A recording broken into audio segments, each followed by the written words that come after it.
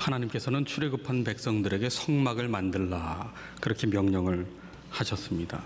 이 명령에 귀를 기울일 때 우리는 먼저 출애굽하게 하신 하나님의 은혜를 기억해야 됩니다. 출애굽이 시작될 무렵에 하나님께서 모세를 통해 그 백성들에게 당부한 것이 있는데, 그것은 이제 곧 너희들이 노예살이에서 해방되는 기쁨을 맞이할 것이다, 혹은 이제 아브라함에게 약속했던 그 약속의 땅, 기름진 땅으로 인도하여 너희를 풍요롭게 하겠다는 어떤 미래의 청사진을 들려주지 않으셨습니다. 하나님께서 모세를 통해 출애굽을 앞둔 백성들에게 3번이나 반복하면서 강조하며 당부하고 있는 바는 무엇이냐? 딱 한 가지입니다. 유월절과 무교절을 잘 지키고 후손들이 그것을 잊어버리지 않도록 잘 가르쳐라, 이것을 당부하셨어요. 그래서 첫 유월절을 지키며 출애굽을 할 때에 출애굽기 13장 3절에 보시면 너희는 애굽 곧 종되었던 집에서 나온 그 날을 기념하여 유교병을 먹지 말라. 여호와께서 그 손의 권능으로 너희를 그곳에서 인도하여 내셨음이니라. 이렇게 말씀하시면서 애굽에서 종살이 하던 그곳에서 나온 이 날을 기억하라, 기억하라고만 말씀하셨어요. 그래서 해마다 유월절이 되면 유대인들은 쓴 나물과 누룩 없는 빵을 준비하고 허리에 띠를 두르고 발에 신을 신고 손에 지팡이를 들고 서둘러 음식을 먹으면서 온 가족이 둘러앉아 그 음식을 먹으며 부모들이 자녀들에게 이것을 말하는 거예요. 하나님의 은혜를 기억해야 된다. 우리가 종되었었으나 하나님께서 우리를 구원하여 내셨다, 이것을 전하는, 말씀을 전하는 이 기억의 전달자로서 부모 세대가 다음 세대에게 이 사명을 담당해야 됨을 하나님은 명하셨습니다. 사실 우리가 애굽에서 노예로 살았다, 우리 조상이 노예였다, 이 부끄러운 과거를 드러내고 싶어하는 사람이 어디 있겠어요? 명절에 온 가족들이 모였는데 집안의 어르신께서 이제 내가 우리 온 가족들 다 모였으니까, 손주들까지 다 모였으니까 한마디 하겠는데, 우리 집안은 원래 쌍놈의 집안이었다, 우리는 노비의 집안이었다, 그렇게 말하는 분이 어디 있겠어요? 대한민국의 어떤 가문도 조선시대에 양반이 아니었던 가문은 하나도 없습니다. 다 양반입니다. 누구도 우리의 과거를 우리가 노예살이했다, 종살이했다, 그렇게 노비 출신이었다 말하고 싶어하는 사람 아무도 없어요. 부끄러운 과거는 다 감추고 지우고 싶어하는 것이 우리의 모습 아니겠어요? 그런데 해마다 유월절이 되면 이 유대인들은 자녀들에게 얘기하는 거예요. 우리의 조상들은 노비 출신이었다, 종이었다,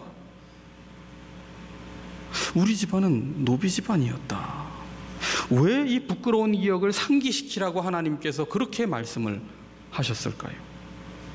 오늘 우리가 지금 누리게 된 자유는 아무런 대가 없이 저절로 얻은 것이 아니기 때문입니다.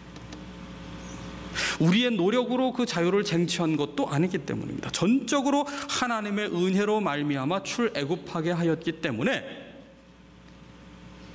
하나님의 은혜를 기억하고 자녀들이 기억할 수 있도록 기억의 전달자가 되라고 명하신 거지요. 사실 백성들은 애굽을 나아가 사는 것을 한 번도 마음에 담아본 적이 없습니다. 이들이 그렇게 바랐던 것은 파라오의 압제와 그로 말미암은 이 노예살이의 고달픔이었어요. 그러니까 이 백성들이 바랐던 것은 노예살이의 그 고된 노동이 좀 줄어들기를 바란 것이었지, 이들은 이미 애굽의 문화에 푹 빠져 살았습니다. 최강대국이었던 애굽의 그 풍요로운 문명과 문화와 1년 365일 마를 줄 모르는 그 나일 강변에서의 기름진 삶에 이미 익숙해져 있었거든요. 그래서 광야 생활을 할 때마다 이 백성들은 어떻게 합니까? 모세와 하나님을 함께 싸잡아 비난하는 거 아니에요.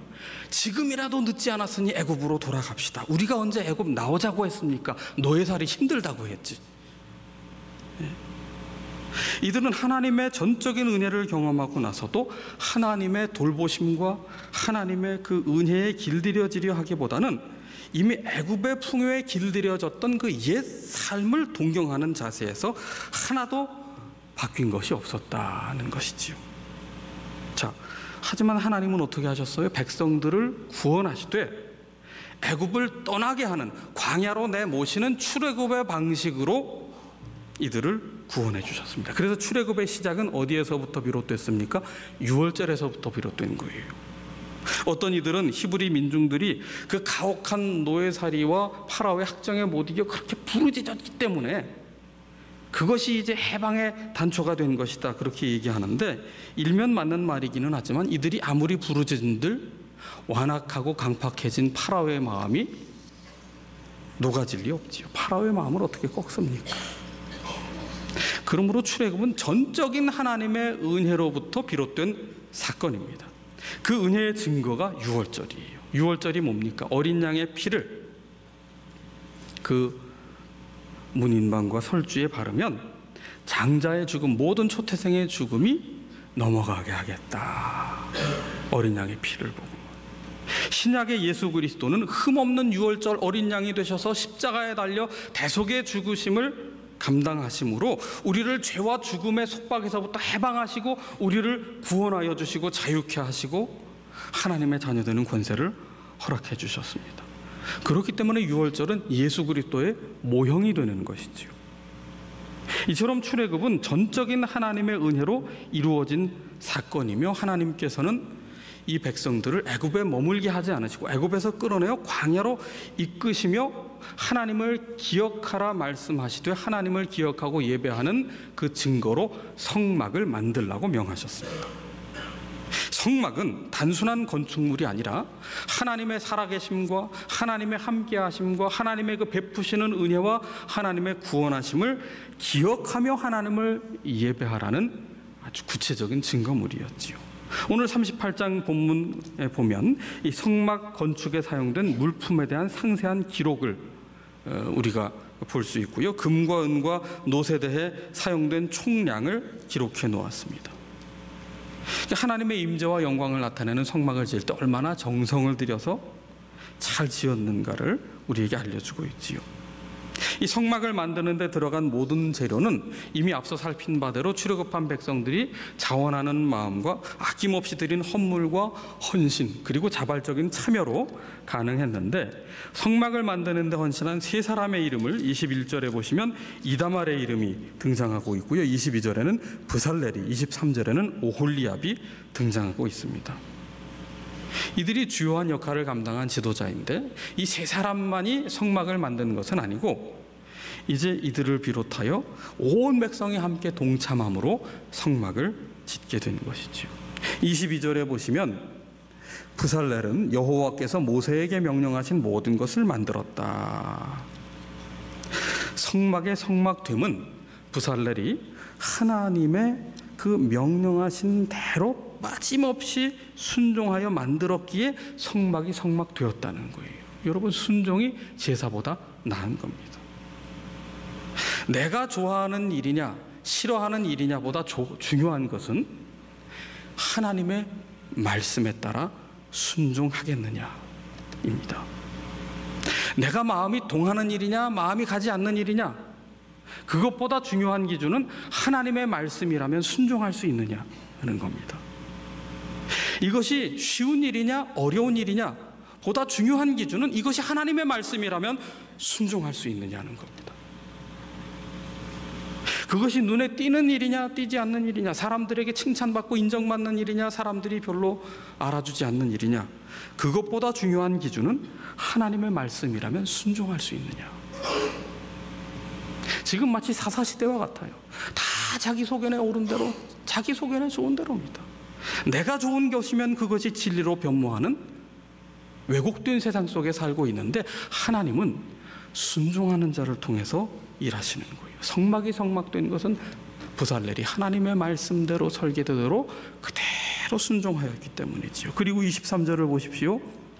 오홀리압은 재능이 있어서 조각하며 청색, 자색, 홍색 실과 가는 배실로 술을 놓았다.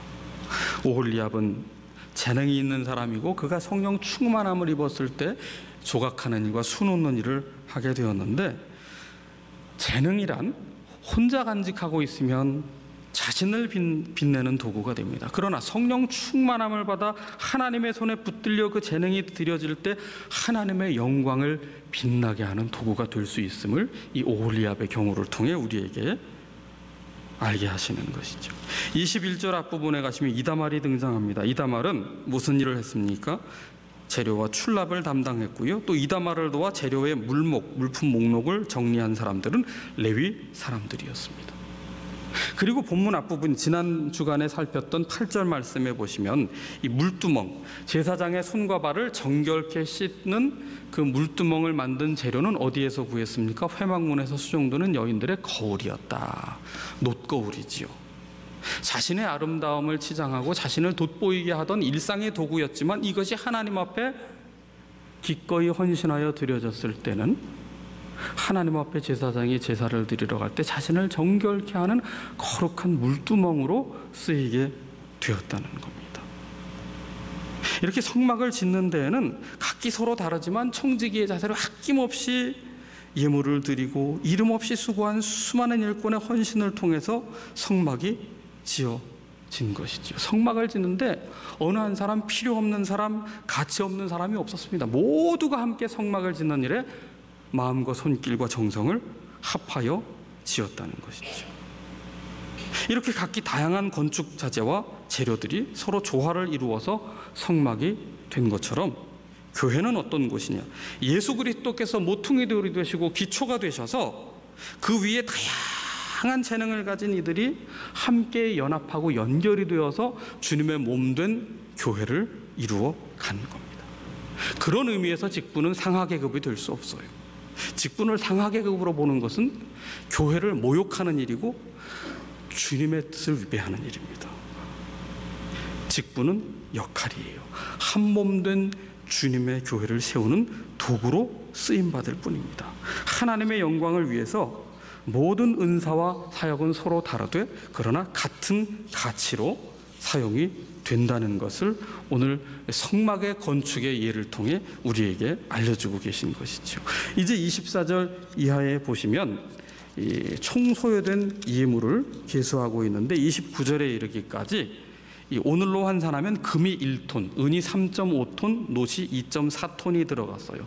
금을 오늘의 가치로 환산하면 대략 500억 원 정도 들어가는데 당시 제국들이 만들어 놓은 성전에 비하면 이것은 정말 작은 규모로 만들어진 것이지만 백성들의 이 자발적인 참여와 헌신으로 이루어졌다는 것이 이 제국의 성전과 전혀 다른 모습이라고 할 수 있습니다. 그리고 26절에 보시면 계수된 자가 20세 이상으로 60만 3,550명, 즉 성소의 세겔로 각 사람에게 은 한 배가 곧 반세겔씩이라.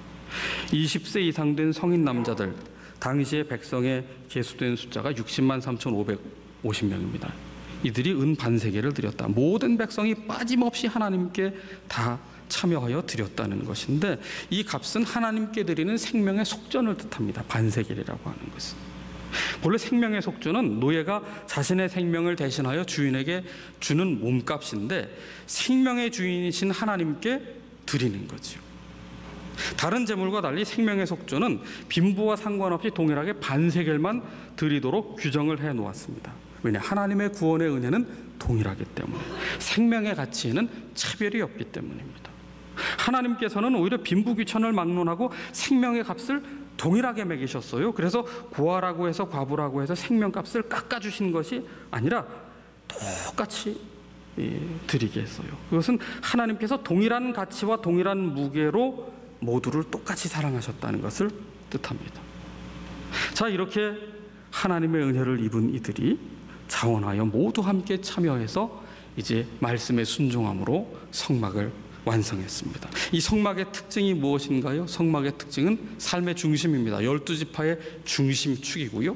그리고 성막은 이동식으로 움직이는 성막으로 만들어졌어요. 그야말로 광야 한복판 아닙니까? 아무것도 의지할 것 없는 곳에서 하나님만 의지하고 하나님만 따라가는 법을 훈련하라고 그 중심에 성막을 만드셨고 이동식 성막이 되게 하신 겁니다. 요즘에 여가 활동 중에 각광을 받는 것 중에 하나가 캠핑 문화잖아요. 그 캠핑을 가려고 일부러 큰 차를 사시는 분들도 있어요. 왜냐? 짐을 많이 꾸려야 되기 때문에. 그런데 여러분, 이것도 한두 번이지. 광야 백성들은 몇 년간 캠핑 생활했어요? 40년간. 40년간 캠핑 생활을 했으면 이게 즐거웠을까요? 불편했을까요? 당연히 불편하지요. 한 번도 아니고 두 번도 아니고. 구름이 이동하면 무조건 짐 다 싸야 됩니다. 야, 짐 다 싸라, 이사 간다. 포장이사도 없던 그 시절에 말이죠. 전부 손으로 해야 되는데. 예.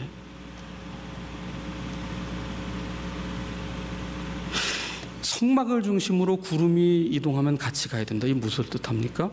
하나님의 말씀을 따라 순례자로 살라는 거예요.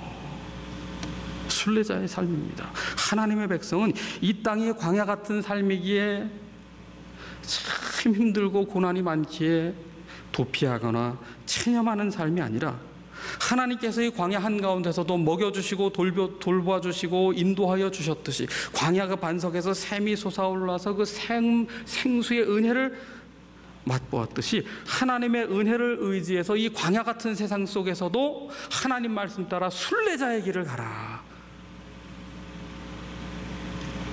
나의 기호를 따라서가 아니라, 나의 욕망을 따라서가 아니라 말씀을 따라 순례자의 길을 가라고 말씀하는 것이지요. 그런 의미에서 신앙은 무언가에 심취하는 게 아니에요. 무언가에 심취하는 것이 아니라, 정신이 팔리는 것이 아니라 정신이 깨어나게 하는 것이 신앙입니다. 안주하는 것이 아니라 하나님을 따라 오늘도 떠날 수 있게 하는 것. 우리의 생각도, 우리의 삶도, 모든 습관도 하나님의 말씀이라면 과감하게 내려놓고 떠날 수 있는 새로운 습관을 들여야 되는 것. 옛사람을 벗고 새사람을 입는 방식이 바로 순례자의 삶의 방식임을 하나님께서는 광야 백성들에게 훈련시켜 주신 겁니다.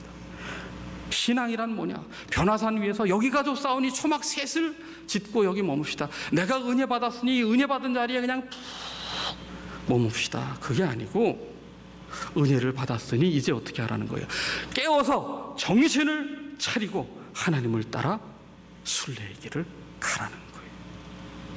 무엇이든지 고착되는 것은 순례의 걸음에 방해가 됩니다.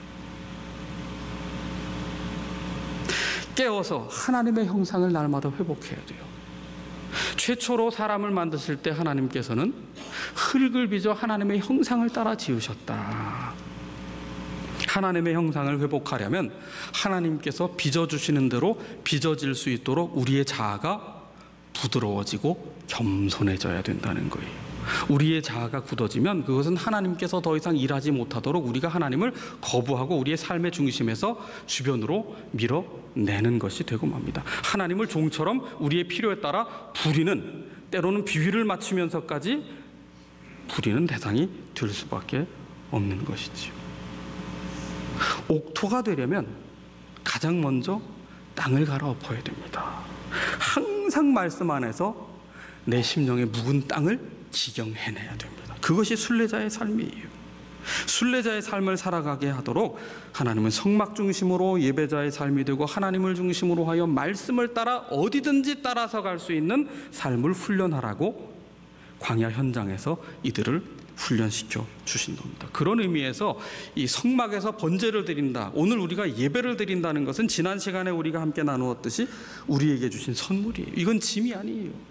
은혜의 선물 중에 최고가 바로 하나님을 우리가 자녀된 신분으로 예배할 수 있는 겁니다. 예수 그리스도의 이름을 의지해서 기도할 수 있는 거예요. 이 예배의 자리는 하나님을 만나는 자리요, 아버지의 사랑을 회복하는 자리요, 아버지의 안아주시는 그 조건 없는 사랑을 경험하는 자리이기 때문입니다. 여전히 우리의 삶은 광야와 같은 삶이에요. 어디서 어떻게 바람이 불어올지 모릅니다.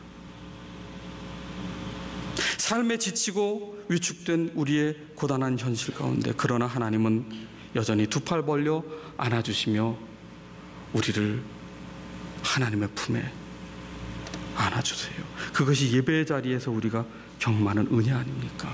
지금까지 헛된 것을 예배했는데, 금송아지를 예배했는데, 정욕을 예배했는데, 내가 좋은 것을 따라가려 했는데 그 헛된 것에 쏟아내던 모든 열심, 그러나 그럼에도 채워지지 않는 그 허무, 마치 제자들이 그물을 내렸지만 빈 그물이 된 것처럼 그 허무에서부터, 빈 그물뿐인 허무에서부터 우리를 건져내시며 여전히 기다리시며 포기하지 않고 우리를 받아주시는, 그리고 반겨주시는 그 하나님의 사랑을 경험하는 자리가 어떤 자리입니까?